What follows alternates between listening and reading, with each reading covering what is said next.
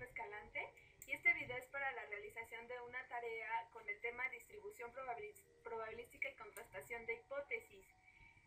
Pertenezco a la Facultad de Estudios Superiores Iztacala y estudio mediante el sistema de Universidad Abierta y Educación a Distancia y mi tutor es el doctor David Enríquez.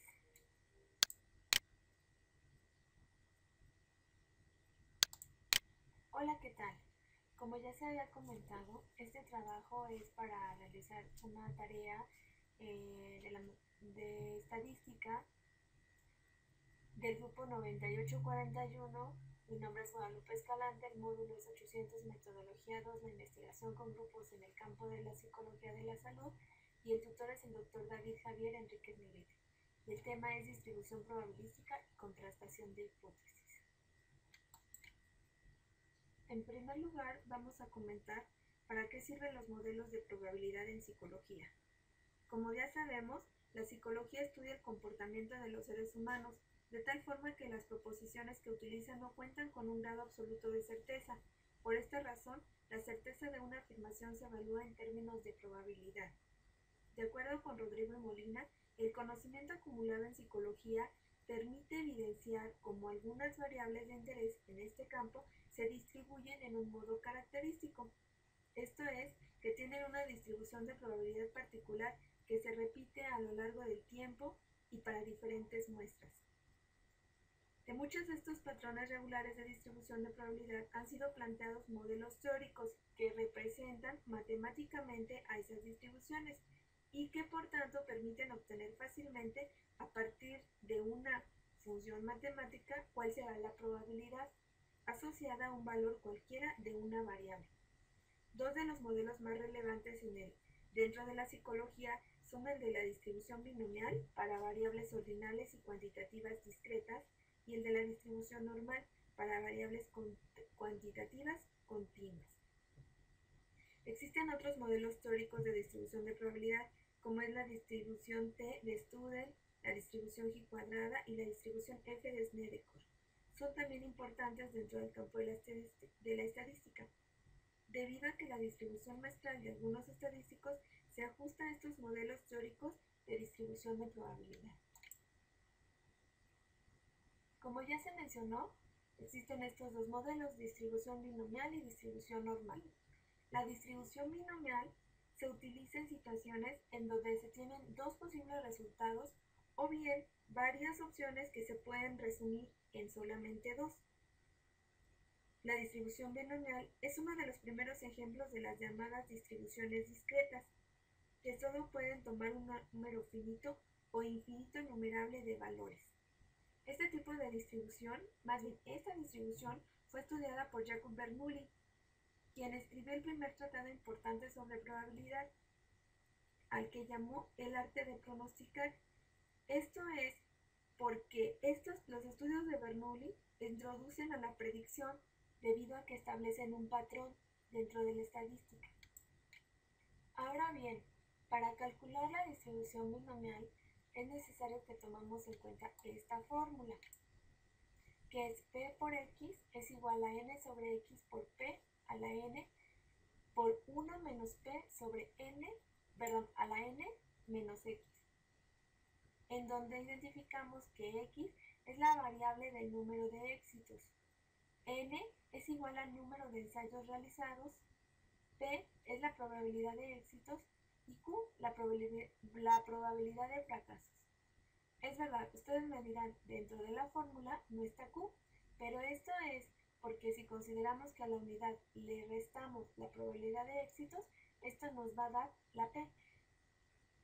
Y aquí la Q, esta fórmula 1 menos P, esta parte de la fórmula es la que sustituye al valor de Q.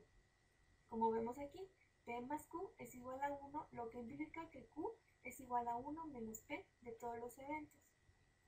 Otro aspecto a considerar es que esta parte de la fórmula que vemos aquí, se calcula de esta manera, como lo tenemos acá, que es n sobre x es igual a n factorial sobre x factorial por n menos x factorial. Ahora bien, para que quede un poquito más claro, estamos poniendo aquí este ejemplo, que consiste en suponer que la probabilidad de que una pareja tenga un hijo o una hija es igual, es decir, 50%. De tal forma que vamos a calcular la probabilidad de que una familia con 6 descendientes tenga 2 hijos. Para el caso, nuestro éxito, la probabilidad de éxito sería igual a tener hijo, varón. Este es igual a 0.5. Por lo tanto, al tener la probabilidad de fracaso, que es igual a Q, sería tener una hija, que sería igual al restante 0.5. De tal forma que estamos ante una binomial 6, que son el total de descendientes que tiene, que son los 6, 0.5, que es la probabilidad de que se tenga un hijo. De tal forma que se pide P probabilidad por X es igual a 2.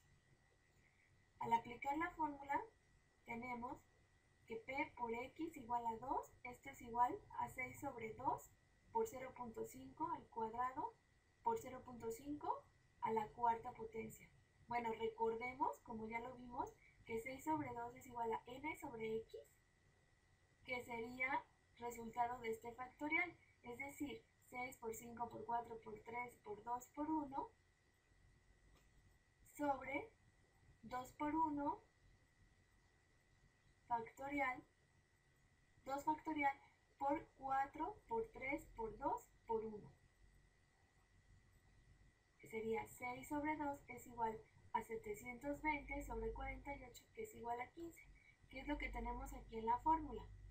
15 por 0.25 al calcularla, al elevar 0.5 al cuadrado por 0.0625 al elevar 0.5 a la cuarta potencia, lo que nos da 0.2343.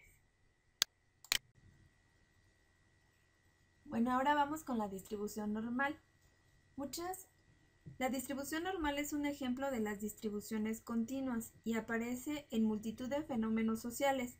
Fue estudiada, entre otros investigadores, por Gauss, uno de los más famosos matemáticos de la historia. La gráfica de la distribución normal en forma de campana, precisamente por él, se llama campana de Gauss. Esta distribución es frecuentemente utilizada en las aplicaciones estadísticas. Se le llama así debido a su utilización y a la frecuencia o normalidad con la que ciertos fenómenos tienden a parecerse en su comportamiento a esta distribución.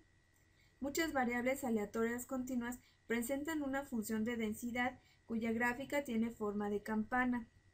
En otras ocasiones, al considerar distribuciones binomiales tipo B por NP, para un mismo valor de P y de valores de N cada vez mayores, se ve que sus polígonos de frecuencia se aproximan a una forma de campana.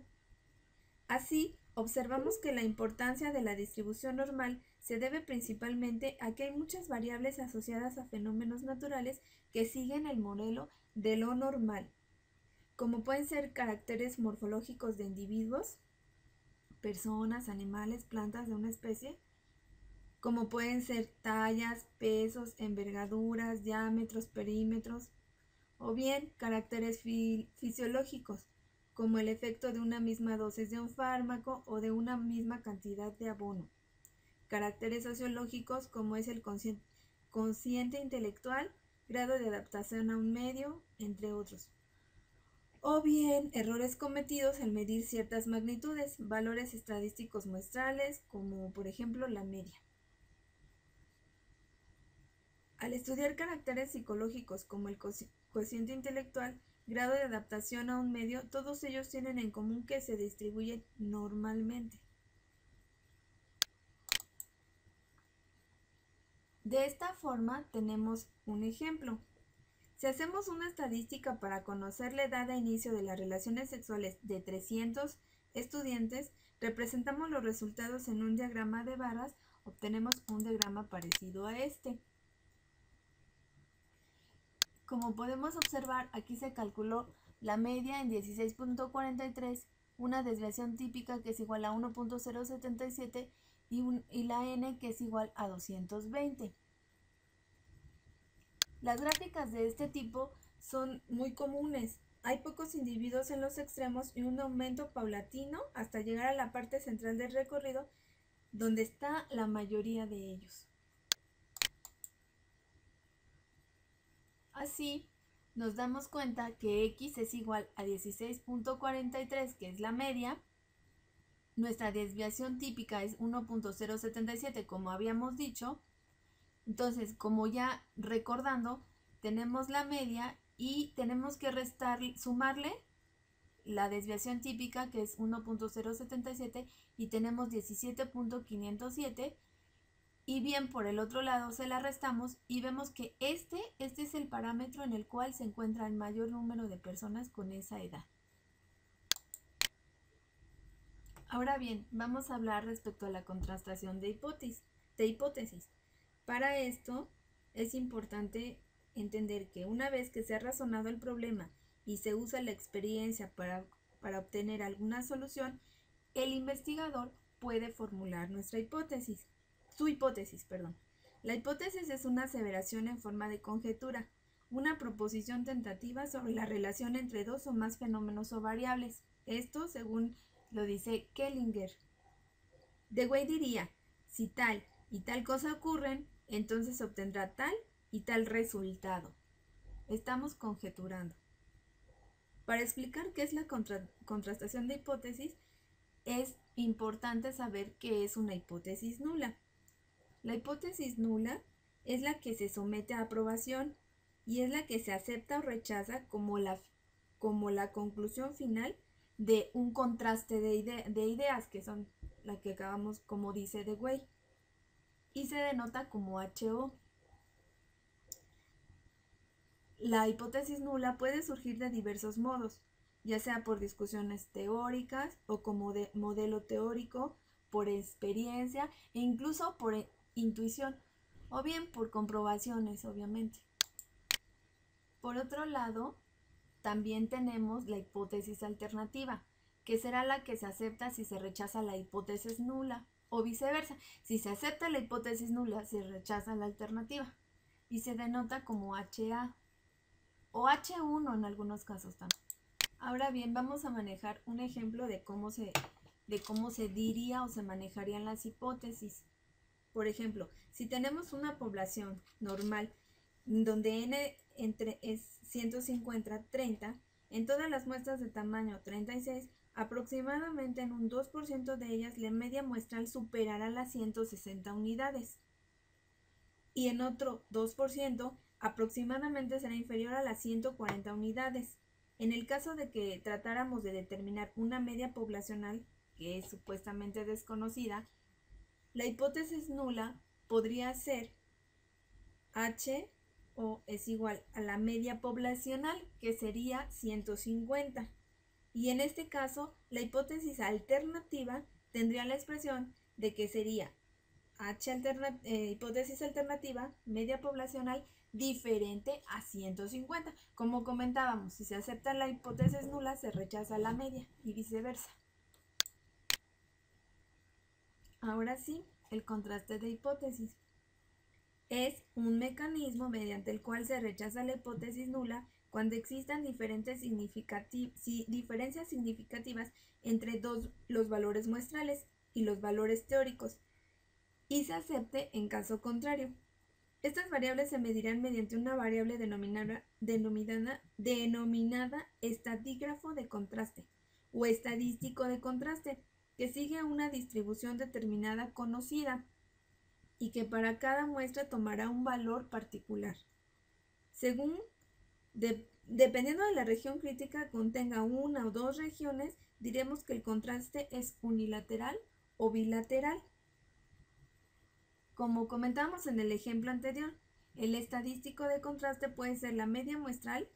Esto si identificamos que la variable sigue una distribución normal, que es N01, por lo que puede utilizarse esta variable como un estadístico de contraste, ya que se conoce la distribución. Dentro de la zona existe una llamada región crítica y región de aceptación. La región crítica es el conjunto de valores del estadístico de contraste que nos induce a rechazar la hipótesis nula. Son aquellas cuestiones en los de teóricas en donde se confronta la teoría con la práctica.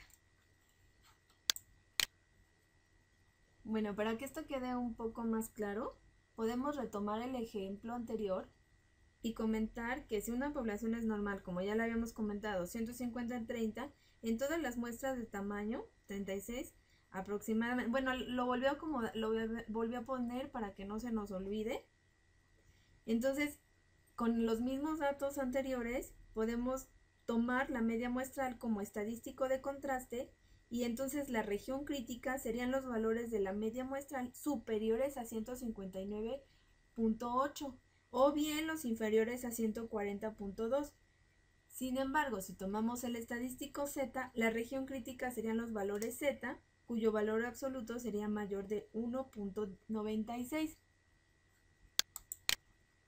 Esto puede quedar un poco confuso, pero aquí yo, para que sea un poquito más entendible, vamos a recordar que el valor crítico de la distribución normal estandarizada es igual a Z, en donde el 95% de la confianza corresponde a un valor de 0.5. Esto es debido a que el valor de Z corresponde a una área acumulativa de 0.975, que es correspondiente a 1.96, porque hay 0.025 en la cola superior de la distribución y el área acumulativa menor a Z es igual a 0.96, que es 0.75. Bueno, esto se oye un poquito confuso, pero aquí lo vemos en la campana de Gauss.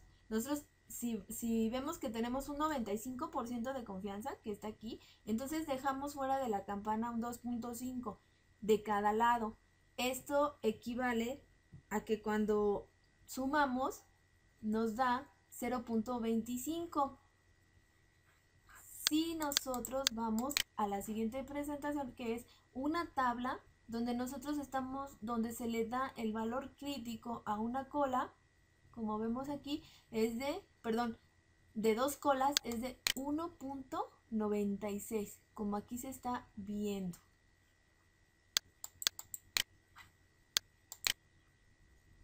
Bueno, si tenemos una región crítica, tenemos también una región de aceptación, que es el conjunto de valores del estadístico que nos induce a aceptar.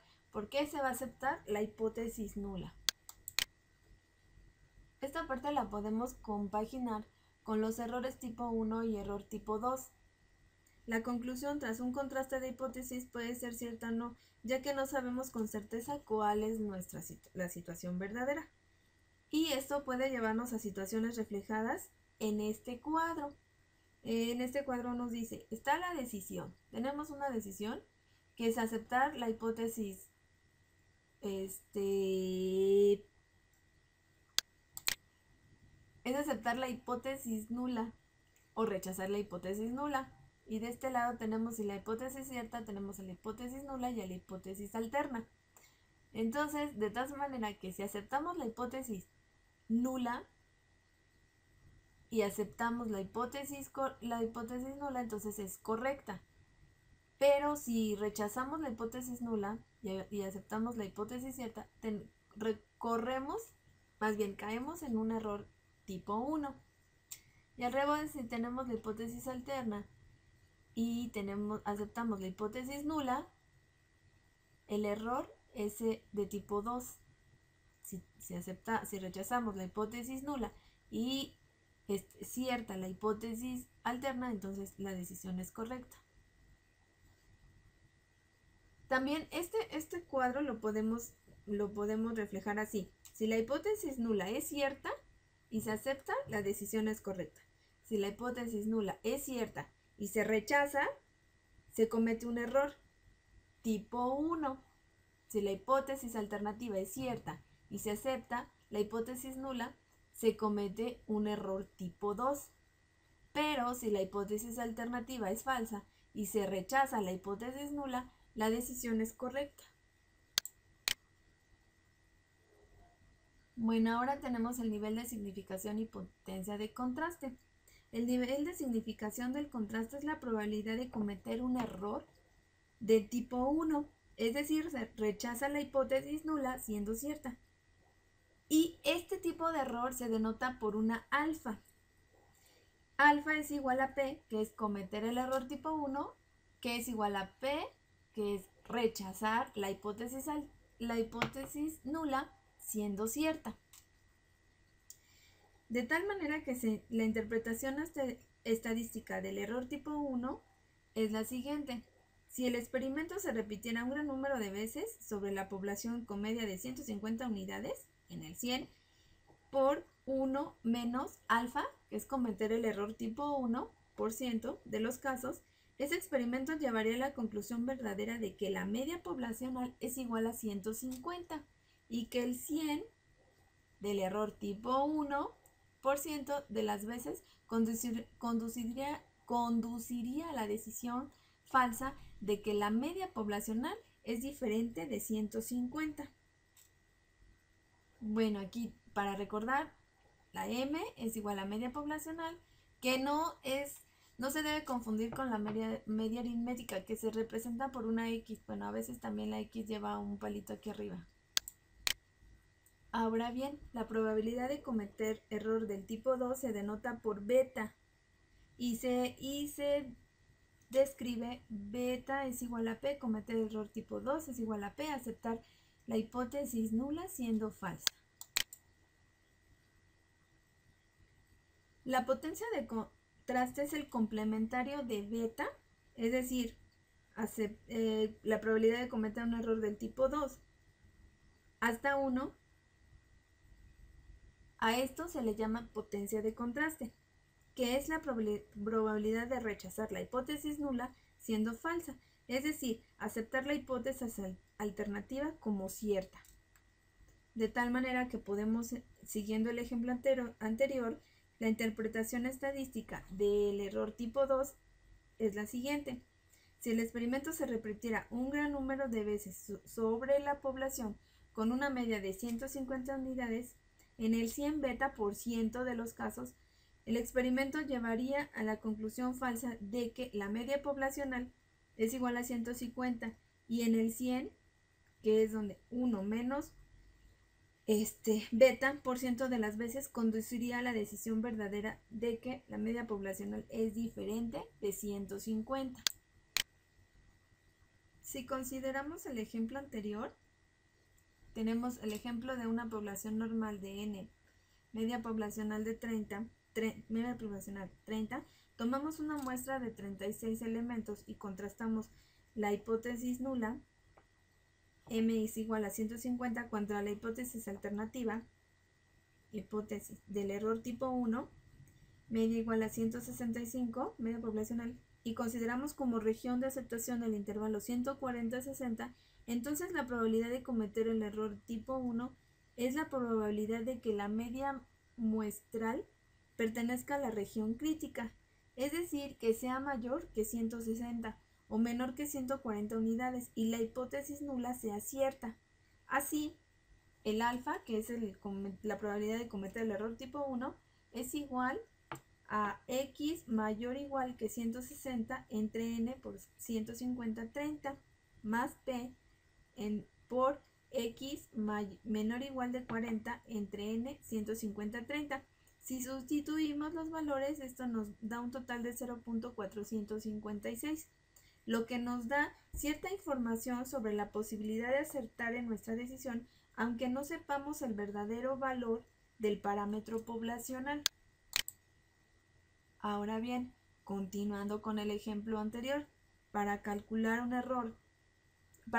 la probabilidad de cometer un error tipo 2, en la media muestral pertenezca al intervalo 140-160 y sea cierta la hipótesis alternativa beta igual a cometer el error tipo 2 es igual a P 140 menor o igual que X menor o igual a 160 entre N por 165-30. Si sustituimos, nos da un valor de 0.168699.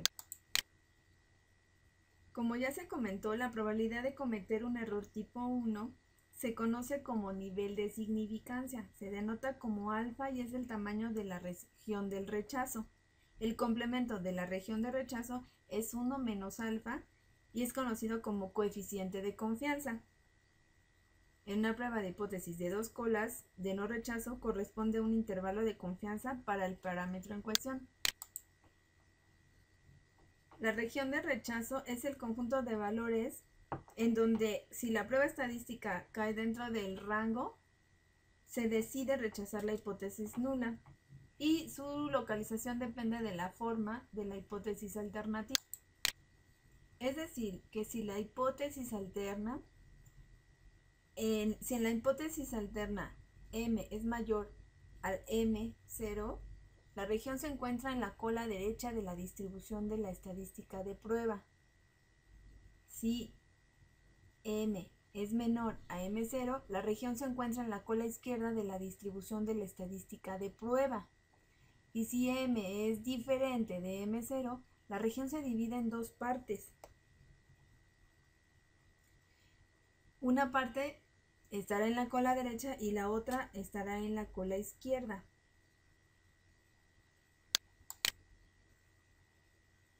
Así, si rechazamos la hipótesis nula, concluimos que hay suficiente evidencia estadística para inferir que la hipótesis nula es falsa. Y si no rechazamos la hipótesis nula, concluimos que no hay suficiente evidencia estadística para inferir que la hipótesis nula es falsa. A manera de resumen, podemos establecer algunos pasos a seguir para realizar el contraste de la hipótesis. Primero, determinar claramente la hipótesis nula y la hipótesis alterna. Después, elegir el nivel de significación. Seleccionar un estadístico cuya distribución muestral sea conocida en el caso de que la hipótesis nula sea cierta. Determinar la región crítica. Calcular el valor del estadístico de contraste para la muestra elegida. Sacar las conclusiones estadísticas del contraste, ya sea aceptar o rechazar la hipótesis nula. Y sacar las conclusiones no estadísticas, ya sean biológicas, médicas, económicas, etc., que nos lleven a los resultados estadísticos. Ahora voy a tratar de describir la relación entre el nivel de significancia con el azar. Para la realización de cualquier estudio clínico epidemiológico, se pretende poner en manifiesto al final del mismo si existe o no asociación entre diferentes variables. Esta asociación puede ser resultado de que realmente exista la asociación que se está buscando, pero que esta asociación puede ser producto del azar, de la presencia de sesgos o de algunas variables de confusión. Una de las aplicaciones de la estadística es hacer inferencias a poblaciones a partir de las muestras. Cuando lleva a cabo este proceso, existe el riesgo o error o imprecisión, ya sea por azar o debido a variables biológicas del fenómeno que se está estudiando. En estadística, un resultado se denomina estadísticamente significativo cuando no es probable que haya sido debido al azar. Una diferencia estadísticamente significativa solamente significa que hay evidencias estadísticas de que hay una diferencia entre las variables estudiadas, pero no significa que la diferencia sea grande, importante o significativa en el estricto sentido de la palabra. Solo indica que hay diferencias. Ahora voy a explicar algunos ejemplos de variables aleatorias discretas y continuas. Las variables aleatorias discretas. Primero definimos las variables aleatorias. Estas se definen en términos de función y espacio muestral. El espacio muestral es el conjunto de resultados posibles en un experimento y la función es el conjunto de pares ordenados en los cuales no se repite el primer elemento. Ahora bien, una variable aleatoria es una función tal que todos sus primeros elementos son puntos del espacio muestral. Ahora sí, las variables aleatorias discretas son las que solo pueden tomar valores correspondientes a números reales y es el resultado de contar el evento, de contar el número de veces que ocurre el evento. Por ejemplo, X número de personas que presentan una enfermedad. Ese sería el número de veces es el evento de interés. O bien los hermanos de una familia. Sobre lo que serían las variables aleatorias discretas, podemos poner el ejemplo de un centro de salud donde el psicólogo está interesado en saber si las mujeres en edad reproductiva que asisten al lugar están interesadas en ser sometidas a esterilización. Aquí la variable de interés será el número de mujeres que aceptarían ser esterilizadas. Esta sería una variable discreta porque es el resultado de contar el número de eventos, aceptar la esterilización. Pero en general, la variable aleatoria discreta se refiere al número de éxitos, considerando que puede ocurrir uno de dos eventos, ya sea el éxito, que sería que acepten esterilizarse, o el fracaso, que no acepten. Ahora bien, las variables aleatorias continuas son aquellas en las que siempre existe un valor potencialmente observable entre dos valores. Se dice que una variable aleatoria X es continua si su conjunto de posibles valores en todo intervalo finito a infinito de números reales. O bien cuando es el resultado de un número que indica cantidad del atributo que posee el individuo, como puede ser la cantidad de colesterol en plasma o el número de vasos de agua consumidos en una semana. Un ejemplo de variables aleatorias continuas sería una madre que llega con su hijo al consultorio del psicólogo y comenta que el niño pasa mucho tiempo frente al televisor. Por tanto, aquí la variable de interés sería las horas que pasa el niño frente al televisor. De ahí partes para el estudio. Bueno, pues eso es todo por parte de la explicación. Estas son las referencias en las cuales nos basamos, tanto en artículos como en videos. Y muchas gracias. Bueno, pues eso ha sido todo. Muchas gracias. Espero que el video pueda serles de utilidad.